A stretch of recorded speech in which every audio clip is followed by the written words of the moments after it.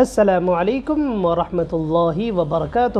معزز ناظرین و سامعین، امید ہے کہ آپ سب خیریت سے ہوں گے۔ اللہ تبارک و تعالی آپ سب کو خوش و خرم رکھے۔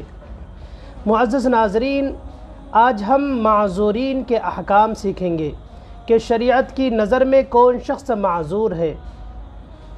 سب سے پہلے ہم جان لیں کہ شرعاً اس شخص کو معذور کہا جاتا ہے جس میں نقض وضو یعنی وضو کے توڑنے کا سبب اس تسلسل سے پایا جائے کہ اسے کسی ایک نماز کے پورے وقت میں طہارت کے ساتھ فرض نماز ادا کرنے کا موقع بھی نہ مل سکے۔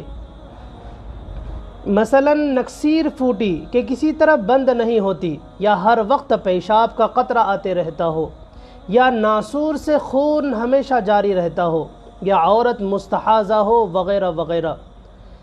اگر ایک نماز کے پورے وقت میں یہ کیفیت پائی جائے تو اسے معذور قرار دیں گے۔ اس کے بعد ہر پورے وقت میں کم از کم ایک مرتبہ جب تک وہ عذر پایا جاتا رہے گا وہ معذور برقرار رہے گا، اور اگر آئندہ کوئی پورا وقت اس عذر سے خالی پایا گیا تو وہ شخص معذور شرعی کے حکم سے خارج ہو جائے گا۔ اب معذور کے لیے حکم یہ ہے کہ وہ نماز کے ہر وقت کے لیے مستقل وضو کرے گا، اور اس وضو سے وقت کے اندر جتنی چاہے نمازیں پڑھ سکتا ہے۔ البتہ اگر اس عذر کے علاوہ کوئی دوسرا ناقص پیش آ جائے تو اب اس کو پھر سے وضو کرنا پڑے گا۔ مثلاً کوئی شخص پیشاب کے قطرات کی وجہ سے معذور قرار دیا گیا تھا، اب اگر ریح خارج ہو گئی تو وضو ٹوٹ جائے گا، پھر سے وضو کرنا پڑے گا، یا کوئی دوسرا عذر آ گیا تو پھر سے وضو کرنا پڑے گا۔ اب ایک مسئلہ ہے معذور کے کپڑے کا حکم۔ جس شخص کے کپڑے پیشاب یا خون کے مسلسل قطرات سے ناپاک رہتے ہوں اور اسے اتنا وقت بھی نہیں مل پاتا کہ ایک نماز پاک کپڑوں میں پڑھ سکے، مثلاً ہر 2-3 منٹ کے اندر خون جاری رہتا ہے، عذر لاحق ہوتا ہے، تو ایسے شخص کے لیے کپڑوں کو دھونا یا بدلنا ضروری نہیں، انہی ناپاک کپڑوں کے اندر وہ نماز پڑھ سکتا ہے۔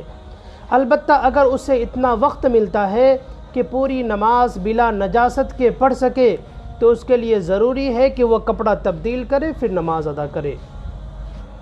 اسی طرح مریض کے لیے اگر کپڑا بدلنا مشکل ہو تو کیا کرے؟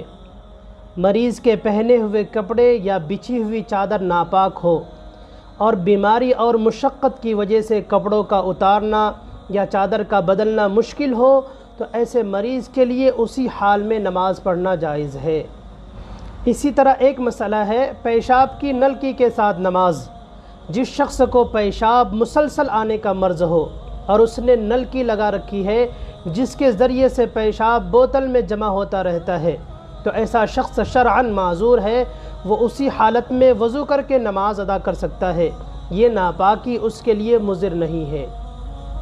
اسی طرح ایک مسئلہ ہے کہ ہاتھ کٹا شخص وضو اور استنجا کیسے کرے؟ جس شخص کے دونوں ہاتھ کہنیوں تک کٹے ہوئے ہوں، وہ بول و براز کے بعد مخرج کو اپنے ہاتھ سے پاک کرنے پر قادر نہ ہو تو وہ شخص کسی دوسرے سے طہارت حاصل کرانے کا شرعاً مکلف نہیں، بلکہ بغیر طہارت بھی اس کی نماز درست ہو جائے گی۔ ہاں اگر اس کی منکوحہ بیوی یا باندی یہ خدمت انجام دے کر مستحق اجر و ثواب ہو سکتی ہے، تاہم وہ بیوی کو مجبور نہیں کر سکتا۔ ایسی مجبوری کی حالت میں اگر ممکن ہو تو صرف اپنے چہرے کو پاک دیوار وغیرہ پر لگا کر مسح کر کے تیمم کر لے، اور اگر اس پر بھی قادر نہ ہو تو ویسے ہی نماز پڑھ لے۔